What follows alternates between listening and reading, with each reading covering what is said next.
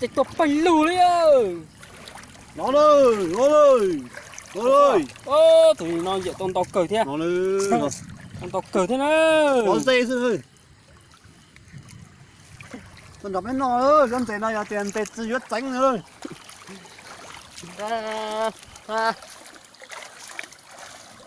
Tụi nó giờ biết tụi bây giờ cái sport hải lù này. Sport hải lù ta kinh cởi thế à.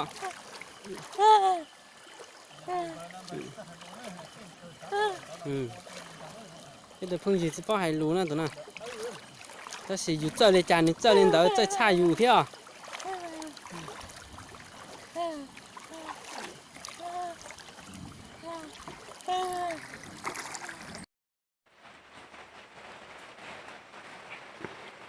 Sai nữa, sao tụi trộn nó non dày nhung nữa này. Phanh gì nè. Ờ. Mình đồng gì mà phanh gì nè. Mình đầu dày là nó phai dày nó. Anh chẳng chừng nữa. Không sái tay à. Khi trộn lên từ nữa. Khẩu khẩu này.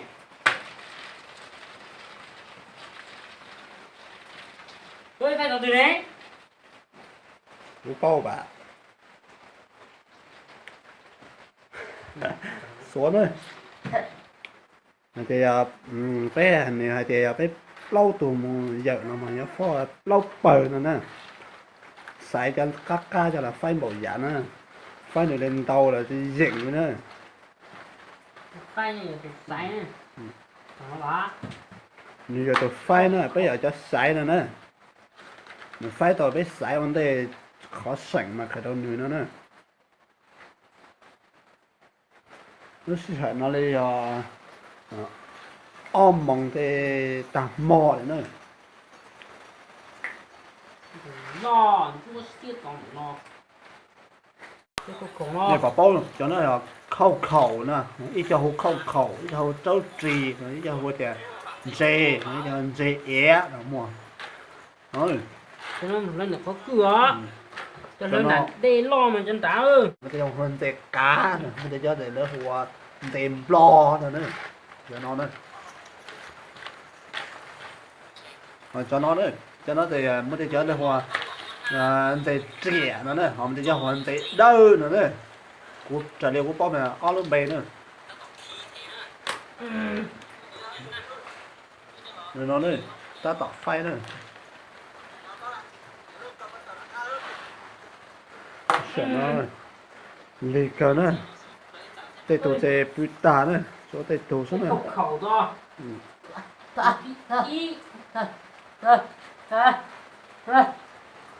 Ta tỏ phai khẩu khẩu nó đây. Đúng rồi, mình lọc.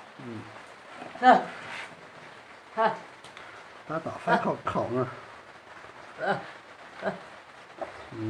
Ôi, trời trời. Nó chỉ tao tua. Đi cha nó, tỏ nó. Ôi ơi. Đi cha xanh cháy luôn, từ từ. Ôi, dòng đi có sữa, từ từ có sữa. Có thể muốn xay thế à? Ôi, tỏ mà. Để nó. Tua đến mò. Cùng một lò đấy tụi nó. Khẩu khẩu nó này tụi nó. Có phải đi cha được ơi, tao chứ tao, cú lên nhắc khó tuyển của ca cho tao. Có tiếng nhân trình. Tao hàng mông. Nó ơi. Ôi, tụi nó chua rồi. Tao phải chua. Nơi tôi nhẹ thế nào ba. Nhẹ đăng ký nữa. Nhẹ số nữa. Tên thì nó món nó là nà nữa. Cho nên là lỡ mà bên nó mà thì ta cho thay quá đi. Muốn thành nó là sức mà cho ở sở hậu chớ mà những cầu chớ. Cho ở sở hậu bia những cầu bia. Còn rôn rua giống cầu này nó. Đó. Nó hồn giấy đơ nó nữa.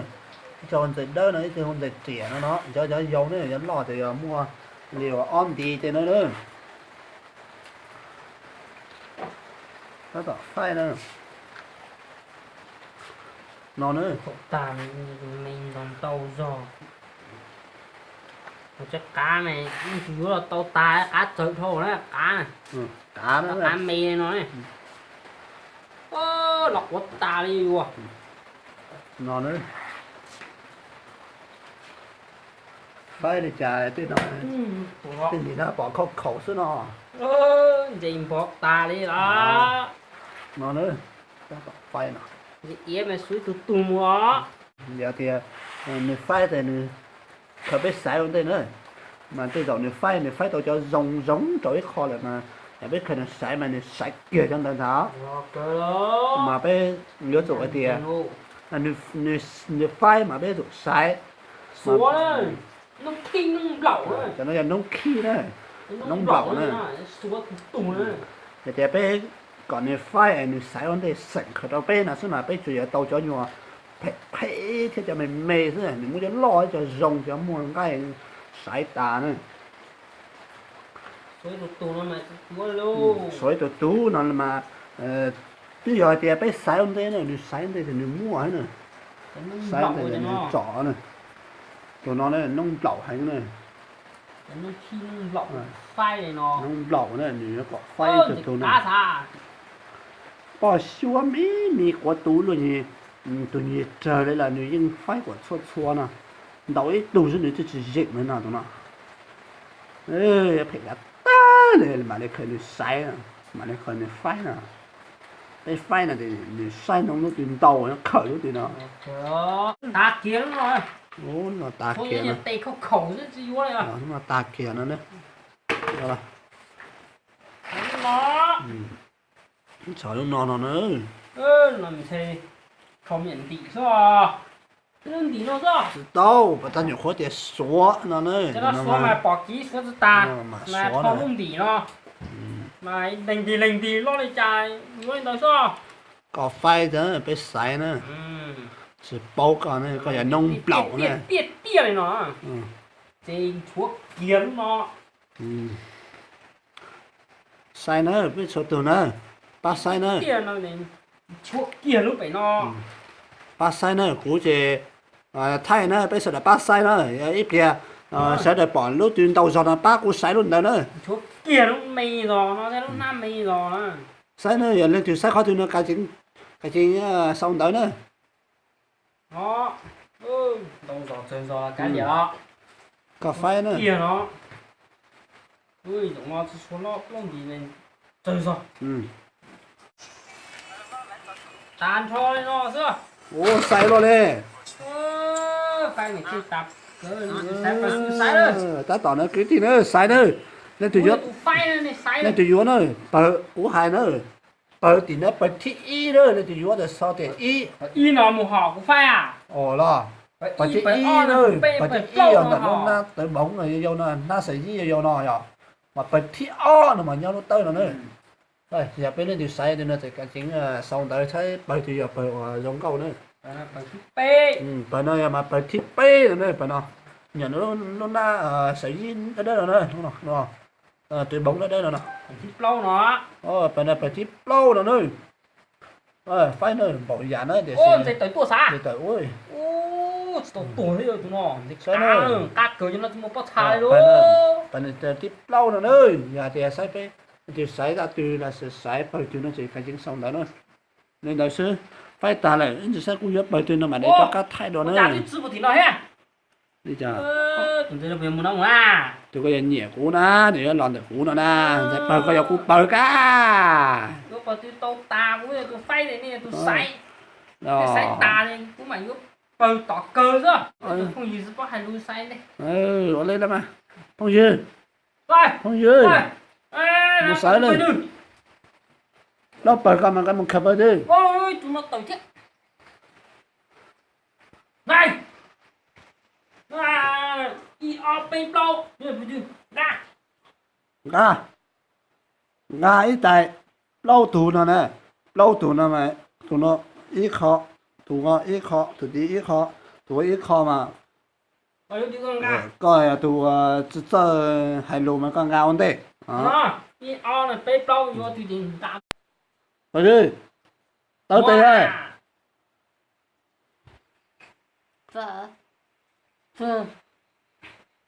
sai ơi nó là sai có giờ bờ nó để ý bờ nó để ý bờ nó để ý nó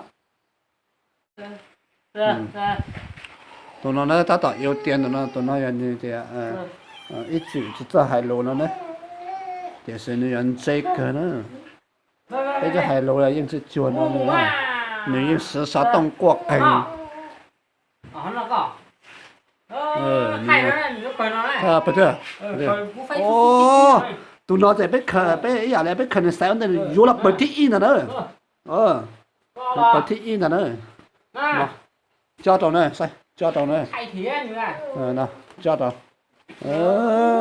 làm một trò này cho điện tốn nó mà giờ nó ok nó sẽ này nó còn nhỉ thế này nhớ tới từ con nhỉ đâu như mua con này là thế này thì sẽ hai lô thì sẽ nhớ tới từ con này đâu nữa thế này ok bắt chắc cả nữa giờ nên thì sai khổ lên là ba sau thì nhớ là cái nữa tụi nó giờ sẽ hai lô nó này người ta tỏ xí pha thế người ta tỏ dòng xe hành nữa và sau đó trầu nó này người ta tỏ trầu thế bài bài tao bé đó đó người tiền món ăn thì dòng xe này mua bây giờ phải tới ổn chạy nó trong nữa nè dòng hành nếu故事少懂一点的呗呢，你这hành đó để sẽ đi gọi mong chỉ trong ở này chỉ sẽ là hai chỉ tàu lù rồi nữa, cái ở chỉ nó lù nữa nên đấy đi lâu nó lọt sấy nữa, lọt đấy, tu phai này tu sấy, sấy kia, chừng này tu phai này tu sấy thế này, sấy kia nữa nè, muôn dạy thánh nọ tà, muôn bị họ cầu tà cầu sấy tàu ra, sấy kia nữa, sấy xem, một sấy nhẹ cái kia phải, mông đấy. tôi sợ nó ôm mông này, rồi cho bị tà này, cho bị cho nhiều lấy lầu nó sao này, họ còn những cái gì sấy này cái gì mua những cái sấy à, sấy đó còn là, những sấy à, những bị khó, bị khó, chân chính rồi, nhớ gì, hay sấy ổn định rồi, sao sấy gì em sấy cái gì mua để mua là, cú xuống tụt đấy à, giờ phanh xuống à, giờ sấy rồi, cho cái giờ sấy rồi, xuống đó, mình xây xong một cái chùa đấy mà, chúa bờ nhá nó tao nữa. Phải bê thì nó tụi bóng đất đó ý ở đây mà ta có hai luôn na xảy gì đất đó nữa mà cho phải lâu ya phải hoàn đông đông nó nam run run nó này cho nên nó để sự nó sẽ là tụi đi lâu chỉ có hai luôn thì tôi sẽ phải ý là nó cho bay bờ nó tụi mình xây hai sáng một tinh chùa này thế này cho bay bờ chân trình này ha ta tỏ cho tụi đi lâu nó để ta tỏ sai nó này vô là bờ thiết bê là nó giờ chỉ tao ta tỏ sai chỉ tao vô nữa để cao suối tụi đi lấy tụi thua đấy à nên đó là lên này giọt kẹp bờ thiết bê là nó có á cho của tù nó này của tù này giờ cú giờ nọn giờ lâu nó thành nữa mà lúc tế này giờ cú lên ta chỉ cú thay là chỉ cú vô chó như lúc tới là chỉ cháu thay một thay lò nữa nó lò này cho nó cú vô cho lúc tới nữa cú nó nó cú giờ tụi phai này tụi phai mà nếu chủ vô cho nó này tiếp lâu nó này cờ nó sâu kia nó ít na nó thì sâu kia là nó thì gà là tôi dùng gì chờ tàu là tôi dùng gì nên xin mua lên thì bỏ lên nữa nó nhớ cái món thì mua con dây lò món đi nó này tụi phai để tụi sai vào cá nữa phải tỏ cờ đấy